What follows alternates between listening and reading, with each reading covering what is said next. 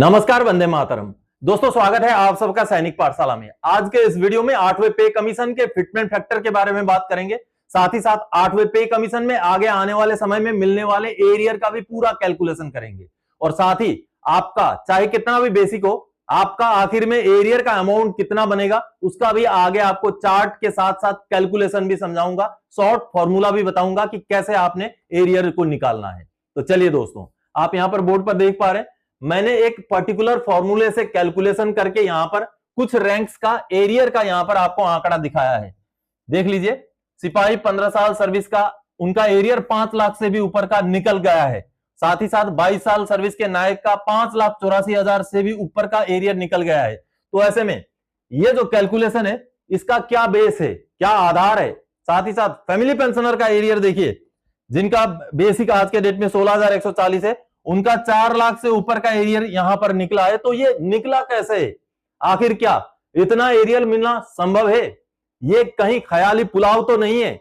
इन्हीं सभी सवालों का जवाब आज के इस वीडियो में हासिल करने की कोशिश करेंगे। दोस्तों पिछले 1-2 महीने के पे कमीशन के ऊपर अगर आप प्रोग्रेस देखें तो बड़ी बड़ी संस्थाएं, चाहे जेसीएम हो, चाहे एफएनपीओ हो, चाहे भारतीय प्रतिरक्षा मजदूर संघ हो, इन्होंने अपने डिमांड्स, अपने प्रपोजल्स 8वें पे कमीशन को सबमिट कर दिए हैं, जिनमें किसी ने भी 3.0 से नीचे का फिटमेंट फैक्टर की मांग नहीं की है।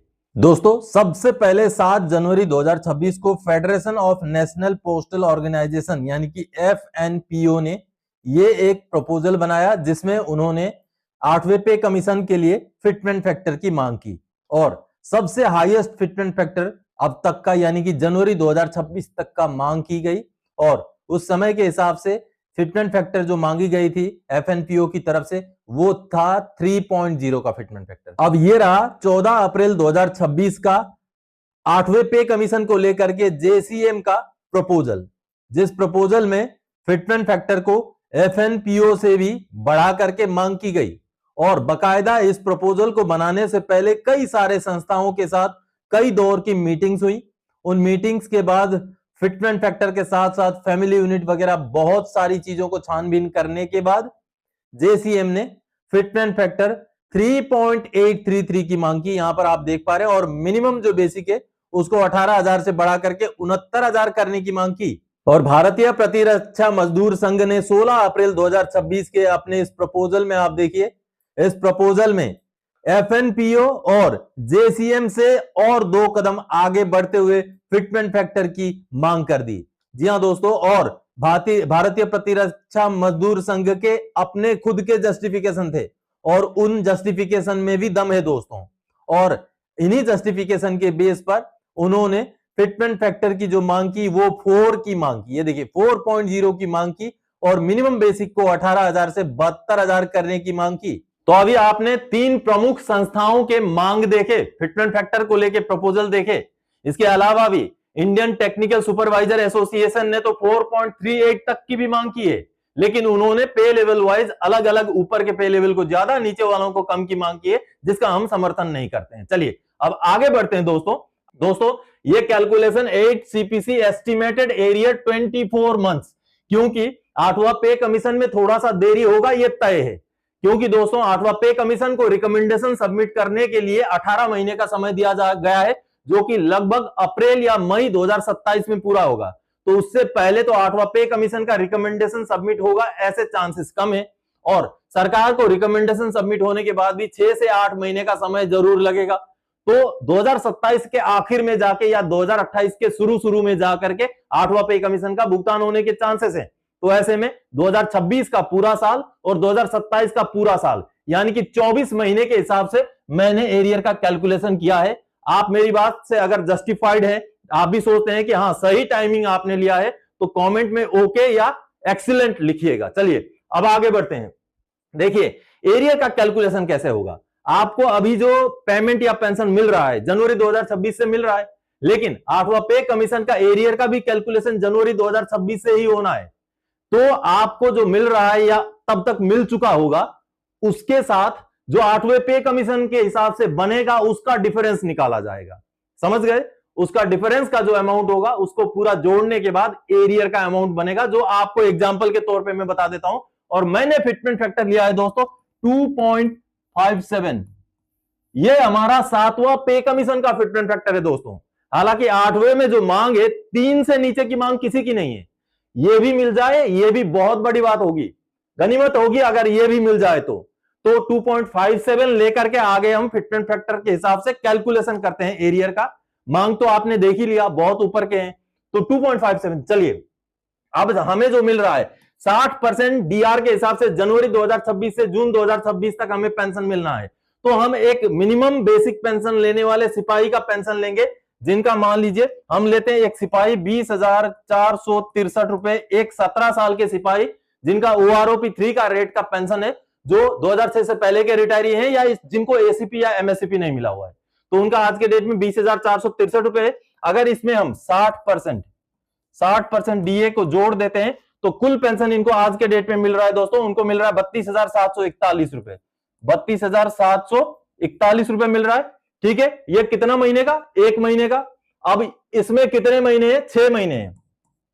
6 महीने हैं तो 6 से हम गुणा करेंगे तो ये कितना बनेगा? ये बन जाएगा 1,96,446 रुपए, 1,96,446। ये देखिए ये बन रहा है 6 महीने का, इतना बनेगा। 1 जनवरी 2026 से 30 जून 2026 तक का हमने हिसाब कर लिया। तो चलिए अब अगले 6 महीने का करते हैं। ये 20,463 रुपए इंटू हमने यहां 63% डीए लिया, क्योंकि अगला जो बढ़ोतरी होगा वो 3% का होना तय है। तो 3% जैसे हमारा हो जाएगा 63% के हिसाब से 33,355 रुपए का हमारा टोटल बनेगा पेंशन। ये बनेगा 63% के हिसाब से। ठीक है, 63% के हिसाब से बनेगा तो 6 महीने का कितना होगा?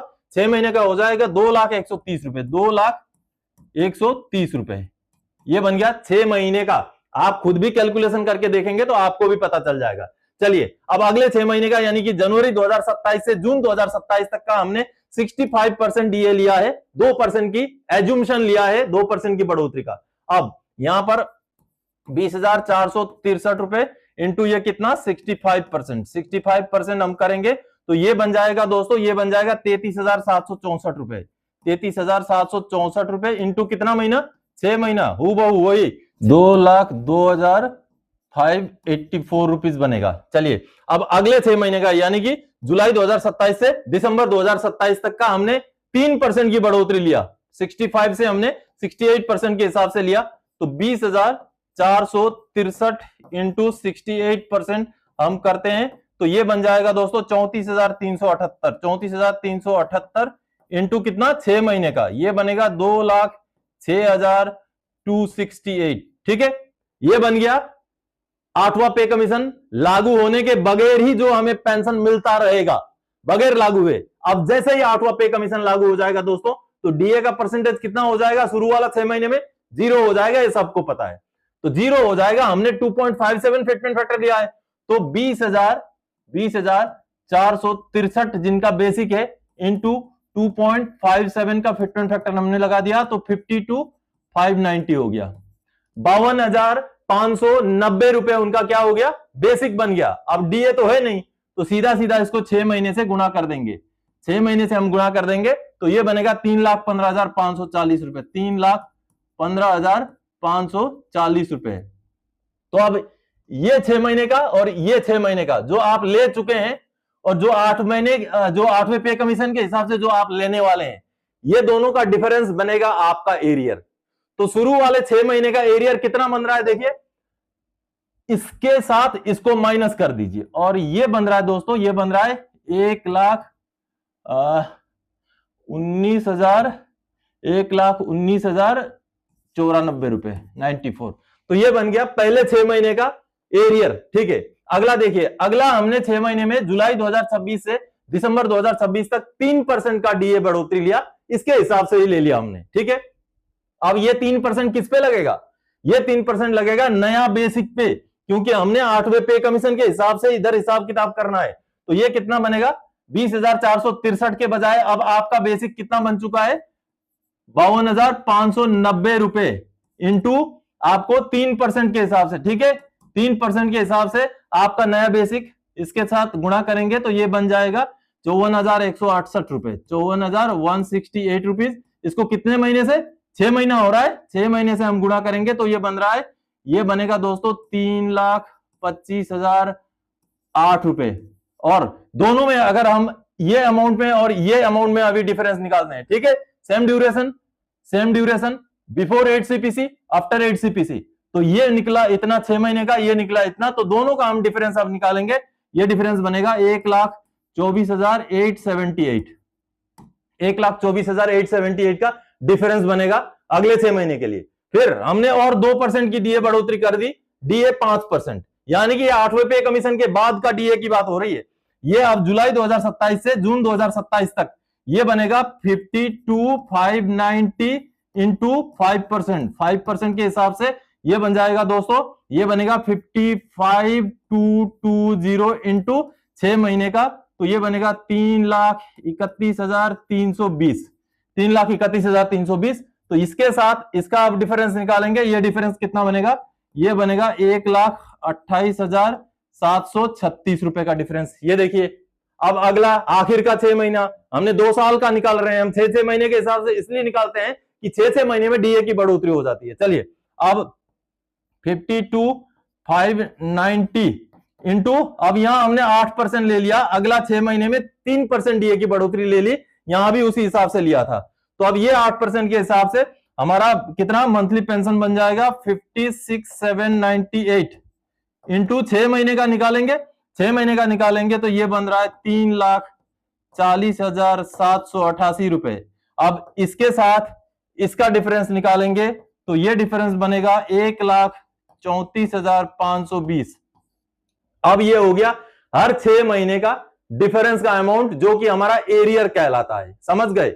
अब हमारा ये और ये हर 6 महीने का, यानी कि 2 साल का हमारा जो डिफरेंस का अमाउंट है वो बनेगा एरियर, और ये एरियर कितना बन रहा है, 5,07,228 रुपए। देख लीजिए, आप देख लीजिए, अगर 2.57 का फिटमेंट फैक्टर मिले तो एक सिपाही का 2 साल का एरियर कितना बन रहा है। तो क्या ये प्रैक्टिकल होने वाला है, आप सोचिए। 3.83 मांग की गई है, अगर यहां 2.57 के बजाय 3.83 हो जाए तो ये अमाउंट तो लगभग डबल हो जाएगा और ज्यादा हो जाएगा।